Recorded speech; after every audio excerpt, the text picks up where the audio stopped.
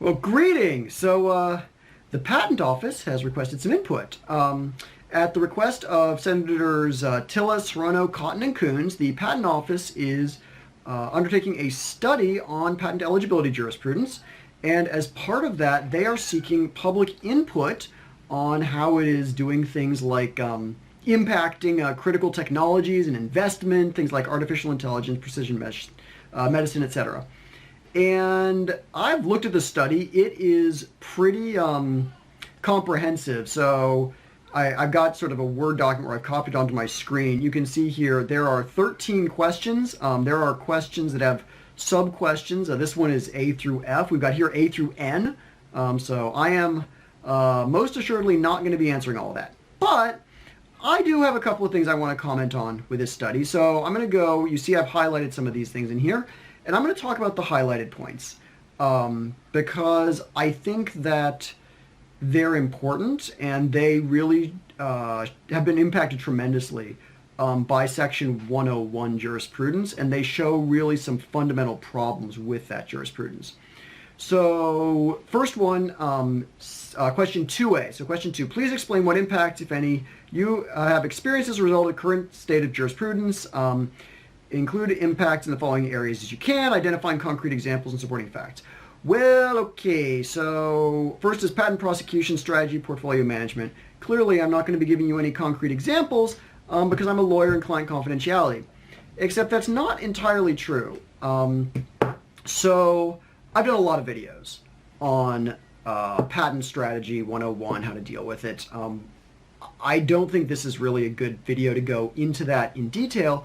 For one reason, because this survey is intended to get information for senators, and senators I don't think could care less about, for example, the 2019 patent eligibility updated guidance and how significant that is and what you should do in step 2B when you're dealing with 101 rejections. But what I can do is I would like to talk a little bit about a high level that I think would matter even to a senator. So what I'm going to do, I have a tool here called the Arguminer software. I use this for basically when I have a office action. I will put the office action into this software. It looks for things that other people have done in similar situations, and I can use this to kind of generate my strategy. I can see what's worked, what hasn't worked. What people have done. Maybe I can take some ideas. Maybe I can say, oh, I had an idea, but somebody else tried this idea and it was a big disaster. So what I'm going to do, rather than use one of my own client office actions, which of course I'm not going to do for confidentiality reasons, I am going to use somebody else's. I just uploaded one that I downloaded from Pair.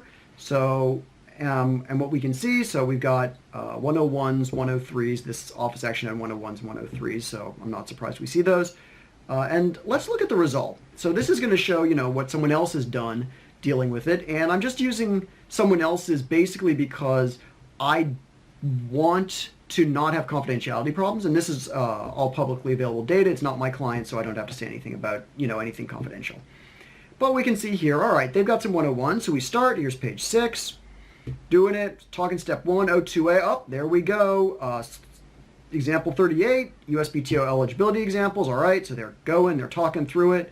Here we go, USPTO's conclusion, they refer to it. They filed a previous response. Oh, here we go, we've got your 2019 eligibility guidance. There's the update, October 2019, they're talking about all that, and that's cool. Here we go, we're on page 12. Remember, we started on page 6. Oh, there's prong 2, so 2A. So they're going through it. They're citing Alice. There's some court opinions. Oh, ex parte Smith. We got Patent Trial and Appeal Board informative decision. That's cool. All right, page 15. Here we go. Still scrolling up, talking about ex parte Smith. Going on. Anyway, so here we go. Inventive concept. Oh, wow, we're still on it. Page 19. Here we go, page 20. So pages 6 through 20 are section 101. Talk about ex parte Smith, Patent Trial and Appeal Board decisions. They talk about USPTO eligibility examples. They go through the updated guidance. So there's a lot of stuff in here. All right, now here we go, 103. So this is obviousness, right? This is how close is your thing to the prior art. So we start on page 21. Let's see what we got. 22. Oh, that's it. All right, cool. So we have about 3 pages of obviousness and about 15 pages of eligibility. So what does this mean? Let's go back and look at the question. Patent prosecution strategy, portfolio management. So anyone who's going to look at this survey isn't going to care one way or another about, all the details of the stuff I did. But here's something just at a high level that I think anyone can easily see from looking at that. Innovation is absolutely secondary.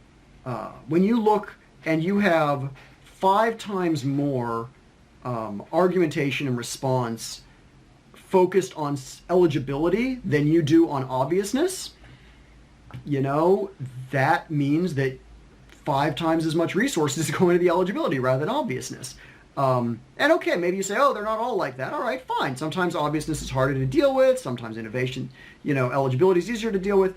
But in general, you have this entirely new thing. It really increases your cost because you have to deal with it, right? Someone had to go through, write all that stuff about ex parte Smith and eligibility guidelines. That's a big deal. So it really increases your costs and it really increases the difficulty of dealing with stuff, which of course increases your uncertainty. So top line, oh, and one other thing, you notice all that stuff in there, it really places a premium on legal argumentation, on lawyer skills. One of the things about Section 101, in Alice, the case that really launched our current eligibility jurisprudence, they said, oh, it's not supposed to be about the draftsman's art. It's not supposed to be the draftsman's art. What you see in practice is it's nothing but the draftsman's art. Dealing with Section 101 it elevates lawyer work and draftsman's work above innovation work. And it makes the patent office from an innovation office into a lawyer office. And okay, it's not innovation to lawyer, right? But it really increases the legal side of things. And you can say, oh, but obviousness also has, legal parts, right? So for example, design choice, that's a doctrine in patent, in obviousness, and lawyers know about design choice. A guy off the street doesn't know it. All right, true. But design choice is something that it's at least reasonably intuitive when you explain it, right? You say, okay, when there are known substitutes that do the same thing, you substitute one for another. It's a simple matter of design choice. Somebody could have done that of ordinary skill in the art. And a person, an innovator may not know all the words like ordinary skill in the art, but these are things that are at least comprehensible. I guarantee you, people who are innovating do not have time to understand, know about, follow, and be able to apply things like the 2019 October eligibility updated guidance. They just don't. So it really shifts the importance of the lawyer beyond just, oh, we're making arguments, we're kind of communicating what our inventors already know, to we know things that our inventors don't know, and realistically they probably never will. All right, so that's the first point, is what has it done? It's increased cost, increased uncertainty, and massively shifted things. More lawyer emphasis, more legal emphasis, less innovation emphasis. All right, next, ability to obtain financing from investors or financial institutions. So, investors and financial institutions, they're similar to what I was saying earlier about innovators, right? They don't know the ins and outs of this stuff. They don't know all the rules. They can't know all the rules. It's not, it is a big deal understanding all this stuff. It takes a lot of time. They're just not going to do that. What they do get, though, is it's more expensive. It's harder to predict because, if I say the words abstract idea, no one thinks a computer is an abstract idea, except the Patent Office, the courts, and the Supreme Court. And the result being, there's these very counterintuitive things, and they lose some level of control. They understand that it's more unpredictable. They understand that it's more expensive. They understand it's riskier, it's harder, and so it makes it more difficult, I think, to get financing for these types of technologies that are dealing with Section 101. Is it impossible? No, obviously not. But does it make it more difficult? Yes, because people, they may not understand the rules, and it may not be possible because the rules are arcane and counterintuitive, but they do understand that there are issues that exist and that they need to be aware of. So those are the first two things. Let me talk about then the last point here that I wanted to bring in. So scrolling. The last one says, please identify how the current state of patent eligibility jurisprudence in the United States affects the public. For example, does it affect positively or negatively availability, effectiveness, cost of personalized medicine, diagnostics, et cetera, et cetera, et cetera. So I think this is super hard, right? Let's just be 100% straightforward here. We have a very complicated economic system. The patent system is a piece, and it's a complicated piece of a much larger and very, very complicated system. So I could tell a story. I could tell the story. It decreases the availability and increases the cost of whatever software implemented inventions. Why? Because it makes it harder for people to innovate, and therefore the entrenched players can take more of the market, and they can drive up costs because they don't need to worry about new players and innovators, and it reduces the availability of things. I could tell the opposite story. I could say, oh, it decreases cost because you don't have to worry about, these patents. By the way, that is absolutely not true, but, maybe there's a perception you don't, so you don't put as much money into the like lawyers or legal fees or freedom to operate, and that reduces your costs. You can reduce your price cost to consumer. I don't know that anyone really knows the answer to this question. I think it's a hard question. I think to the extent you believe the patent system is effective in driving innovation, you should believe that it decreases, or it will decrease in the long term, the availability of products in the fields where you're dealing with 101, and it should also increase the cost. Why? Because it makes the patent system work less effectively, because it increases costs, it increases uncertainty, it decreases predictability. And if you believe the patent system drives innovation, and that innovation reduces costs and increases the variety of goods available to consumers, then you should believe that the system working less well will mean you'll have less of that. But could I prove that? Do I have, studies? Does anyone have these studies? I think they would be very difficult. And realistically, I'm not a academic economist, so I wouldn't even know where to begin with them. But I think this is actually kind of missing a very important point here, because it affects the public in that it's not just about your availability of products.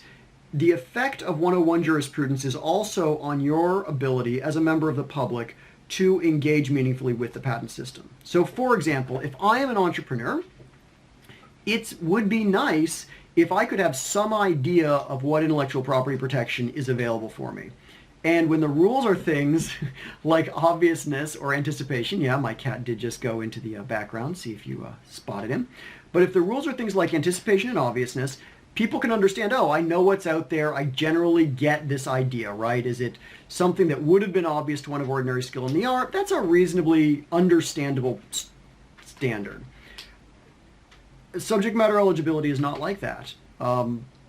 You're a entrepreneur is not really going to be able to understand on the same level what it means to say, oh, it's not substantially more than an abstract idea, or there's no inventive concept. These are words that really don't have a lot of meaning, and the meaning they do have is not consistent with the understanding of this sort of proverbial person on the street.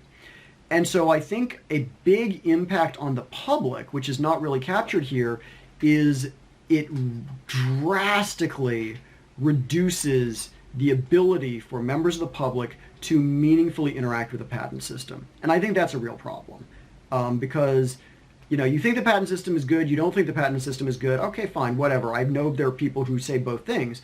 However, having a system that is less comprehensible to people, more Kafkaesque, and less predictable and understandable, that's bad no matter what. If you think patents work, then having that makes patents work less well. If you think patents don't work, then having a system where people can't understand it and therefore they can't understand why it doesn't work also is bad, because we're supposed to have a society where people's preferences are able to drive things, including structural change and changes in laws. So the biggest impact, or one of the biggest impacts, and I don't think it's captured here, and it's one of the reasons I wanted to make this video, is current state of subject matter eligibility jurisprudence really, really decreases the ability for people to understand and interact with the patent system when they're not lawyers. And I think that's a huge cost. And I think that's a huge problem. So anyway, that's my 2 cents, or however many cents you want to put onto that. I appreciate you taking the time to listen to this. We'll see if anything comes of it. I am not super optimistic, and I'm not super optimistic because I know how long it took to get the America Invents Act passed. And I think a big overhaul of eligibility jurisprudence would be a equally heavy lift.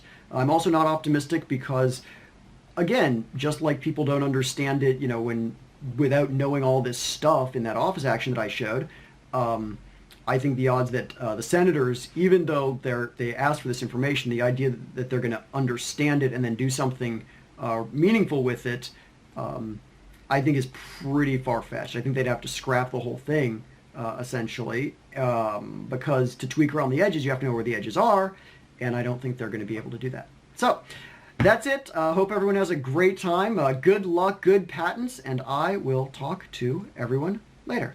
Bye-bye.